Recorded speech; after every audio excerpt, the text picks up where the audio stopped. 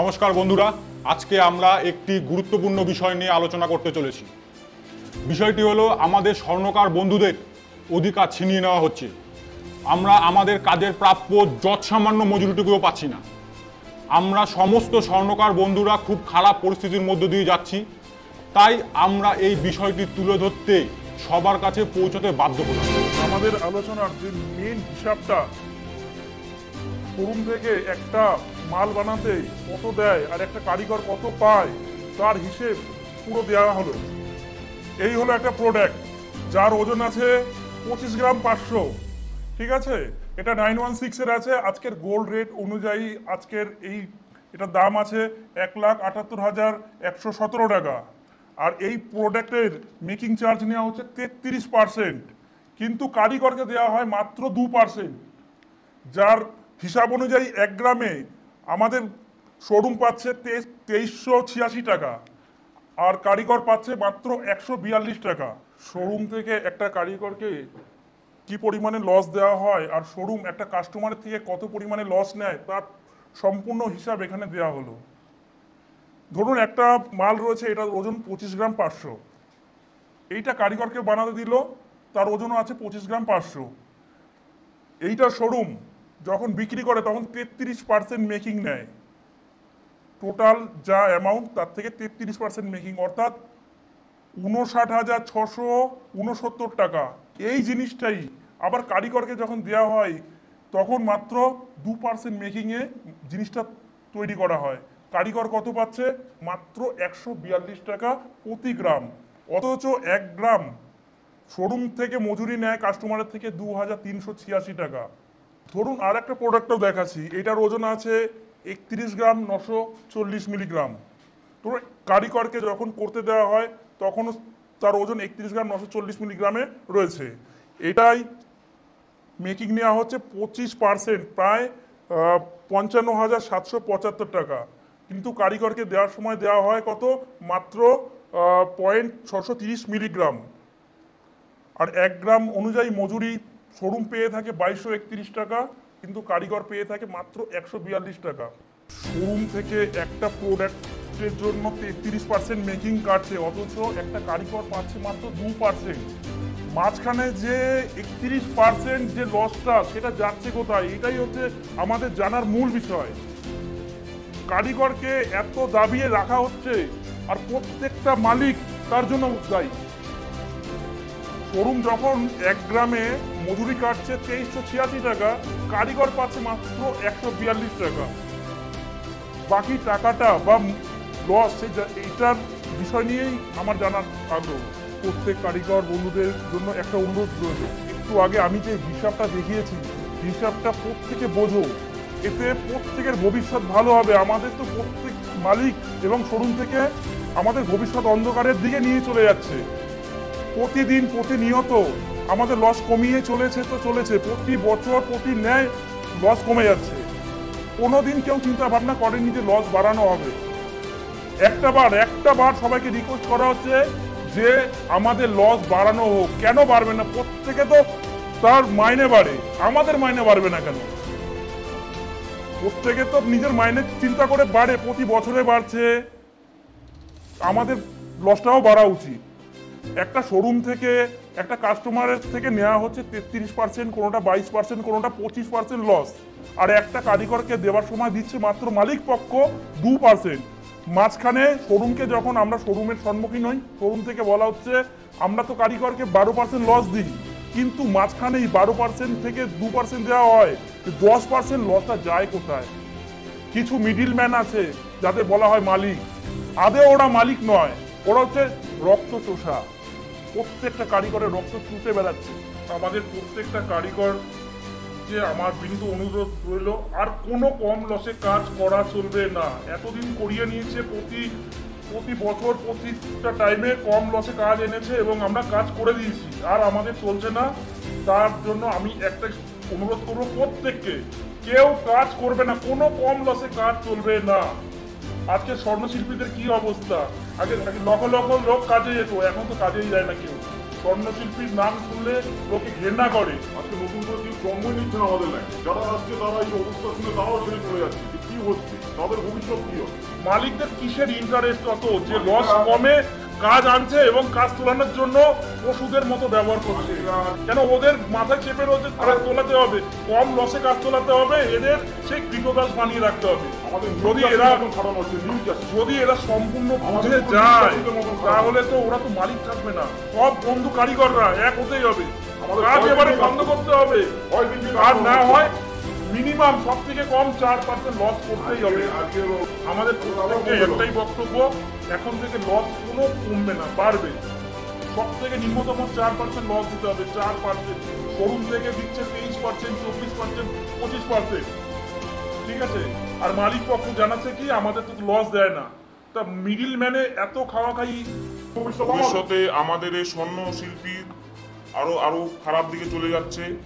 আমরা এই কম লসে কাজ করতে করতে আমরা একদম অসহায় চলে এসেছি।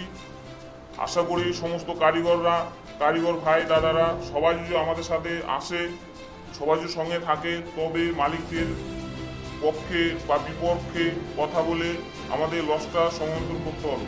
সমস্ত ডিউটি থেকে আমাদের ডিউটিটা বেশি হয়ে যায়, আমরা রাত দিন এক করে 12 ঘন্টা বা 10 ঘন্টা কাজ করতে হচ্ছে। একটা সরকারি নিয়ম অনুযায়ী 8 ঘন্টার বেশি কাজ করা উচিত না যে কোনো একটা শ্রমিকের। আমাদের শোরুম, মেন যে শোরুম আছে তাদের কাছে আমাদের অনুরোধ, তারা সঠিক খবরটা নিই এবং বিবেচনা করুক, কারণ তাদের কাছে সম্পূর্ণ খবর নেই। তারা জানে যে আমরা তো এখান থেকে 12% লস দিই, কিন্তু আদৌ এসে পৌঁছায় না। মাঝখানে ভ্যান্ডার রয়েছে, মালিক পক্ষ রয়েছে, তাদের লস আমাদের দেখায় এত পার্সেন্ট দেয়, দিয়ে মাত্র 2% দেওয়া হয়, আর বাকি 10% কোথায় যায় এখন অবধি জানা যায়নি। মালিক পক্ষ শুধু একটা জিনিসের ওপর নির্ভর করে রয়েছে, এদের ওপর পাশবিক অত্যাচার চলে, এর ফলে কাজ ওঠানো হয় আর লস যত দিন যাচ্ছে কমিয়ে কাজ তোলা হয়। পথে নামতে হবে আমাদের, নাহলে এই টাকা দিবসের আমাদের মৃত্যুদণ্ড আমাদের করতে হবে। এখন থেকে আমাদের একটাই জিনিস মাথায় নিতে হবে, কোনো কম লসে কাজ আমরা আর করব না। মালিক যতই চাপ দিক আমরা কাজ ধরবো না, কাজ করব না। আমাদের সব থেকে নিম্নতম অন্তত 4% লস দিতে হবে, তবেই আমরা কাজ করব এবং কাজে হাত লাগাবো, তার আগে নয়। প্রত্যেক মালিক পক্ষ কিন্তু ঠিক আছে, কারিগর পক্ষকে বারবার অনুরোধ করা হচ্ছে এক জায়গায় হও, লস বাড়াও। লস যদি না বাড়ে আমরা কাজ করব না, কাজ বন্ধ থাকুন। আমাদের যখন লকডাউনে 3 মাস তো বন্ধ ছিল, কেউ তো মরিনি, সবাই তো চলেছি তো। তাহলে সুতরাং 3 মাসের জন্য স্ট্রাইক করা হোক, 3 মাসের জন্য স্ট্রাইক। এই স্ট্রাইক করতে পারলে 3 মাস স্ট্রাইক করুন, তাহলে দেখবেন ভবিষ্যৎ উজ্জ্বল হবে। হতে বাধ্য, একবারে গ্যারান্টি, হতে বাধ্য। মালিকদের একটা নির্দিষ্ট ইনকাম আছে, এত টাকা না হলে তোর মাথা খারাপ হয়ে যাবে, কিন্তু আমাদের অত দরকার। আপনাদের সামনে এখন আমি একটা ভিডিও তুলে ধরতে বাধ্য হচ্ছি। इतिहास गवाह है कि भारत में सोने के संबंध में कोई भी निर्णय करना है तो सिर्फ आर्थिक नीतियों और स्थितियों के आधार पर नहीं हो सकता है। सोने के संबंध में कोई भी निर्णय करना है तो भारत के जनमानस के साथ उसका डिस्कनेक्ट नहीं होना चाहिए। भारत का जनमानस क्या सोच रहा है उसके अनुकूल कोई निर्णय करेंगे, तब तो हम उस निर्णय का लाभ उठा पाएंगे। हम भली भांति परिचित हैं, 1968 में गोल्ड कंट्रोल एक्ट आया था और कांग्रेस को उस समय लगता था वहां कितना बड़ा महान काम कर दिया है, देश में कितना बड़ा परिवर्तन आ जाएगा। लाखों सोनार बेरोजगार हो गए, अनेक सोनार आत्महत्या करने के लिए मजबूर हो गए थे। उस समय ऑल्टरनेट कोई व्यवस्था उनको दे नहीं पाए था। और एक बात मैं कहना चाहूंगा कि 1968 का गोल्ड एक्ट 1990 तक चला, ये गलत हुआ है कि समझने में कांग्रेस को 25 साल लगे। कांग्रेस का एक दूसरा प्रॉब्लम ये है कि अगर वो कोई गलती करते हैं तो गलती को स्वीकार नहीं करते,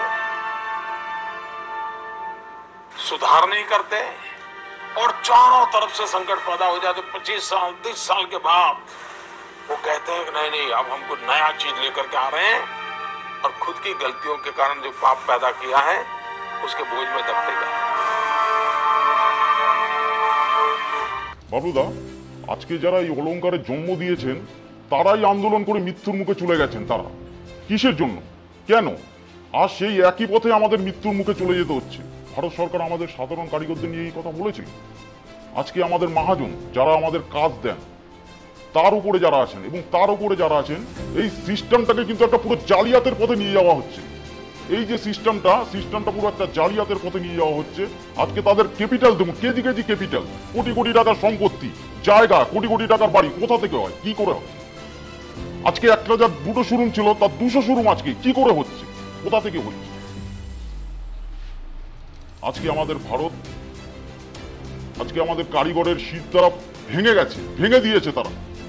আমরা সকলে চাইবো আমাদের ভারত সরকার কৃষ্ণরূপে তাকে সোজা করে দিবে। আজকে আমাদের যা অভিযোগ রয়েছে সব মালিক পক্ষের বিরুদ্ধে। মালিক পক্ষ একটা কারিগরের অবস্থা যা করেছে, এর থেকে খারাপ অবস্থা মনে হয় না কেউ করতে পারে। আমাদের একটাই বক্তব্য, মালিক পক্ষ শুধরে যাও, নাহলে আমরাই শুধরে যাব। আর যদি আমাদের যদি শুধরাতে হয়, আপনাদের যে সম্পত্তি বিষয়, সব সম্পত্তি বিষয়ে আমাদের সব জানা আছে, কারোর কম কারোর বেশি। আর প্রত্যেক কারিগরকে বলা হচ্ছে যদি মালিক পক্ষ যদি না শুধরায়, অন্তত তাদের সম্পত্তির এই বিষয়টা তুলে ধরো প্রত্যেকের কাছে, দেখবে ওরা এমনিতেই শুধরে যাবে। কারণ ওদের মুখে একটাই কথা, আমাদের তো কিছুই নেই, আমাদের কিছুই থাকে না। যদি কিছুই নাই থাকে, কিছুই নাই পাও, তাহলে এই লাইনের প্রতি তোমাদের এত ইন্টারেস্ট কেন? আমরা কারিগর কিছুই পাই না, তাই ইন্টারেস্ট নেই।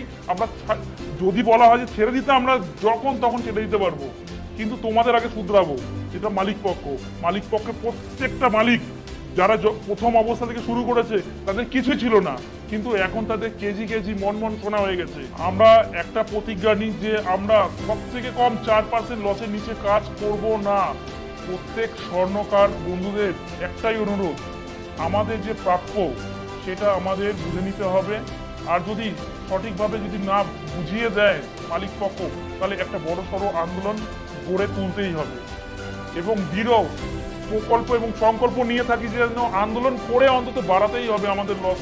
যেভাবে মালিক পক্ষ কমিয়েছে এতে চলে না।